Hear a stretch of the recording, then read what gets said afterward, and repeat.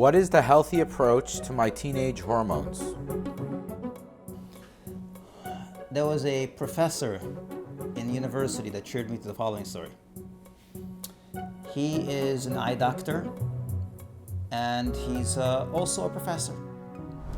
And in his class, the students loved his class. They loved coming to his class. One of his classes, he was demonstrating how the eye works. And he asked for a volunteer to sit in a chair for an experiment. What was the experiment? Experiment was that when you spin someone around and around, so they blink. That's how a person is. They spin, they blink. So he said, "Watch, I'll show you. That's natural. That's how they made a person. That when you spin, you blink." So he said, "Anybody want to volunteer to sit in the chair?" Some young girl decided to volunteer, and she sat down in the chair, spinned it. She did not blink. Okay. After class, he went over to her, and he told her there can only be two reasons why you're not blinking. Either you have a tumor in your head, or you took a high dosage of drugs. And he asked her which one is the reason. And she turned around and she started crying.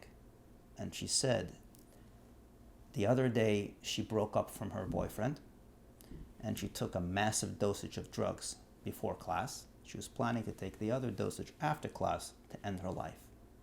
His class was a very humorous class, and she figured it was a great way to end life by coming to his class. She happened to be a Jewish girl, and he pushed it, saved her life. Mamish Ashkacha Pratis, he saved her life at that moment. Why am I sharing the story?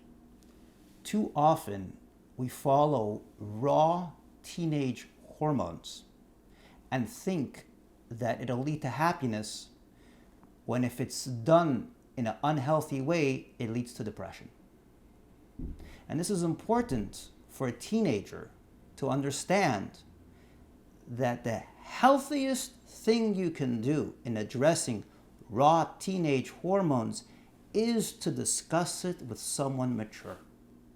As much as it's counterintuitive for the teenager, remember, it's a question of, will your quest for happiness turn into a huge depression later on if you don't know how to handle those hormones?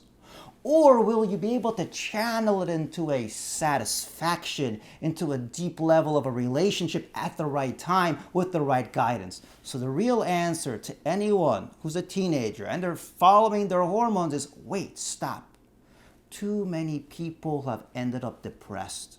Too many people have become sour to the most beautiful gifts that Hashem gave to mankind. Why?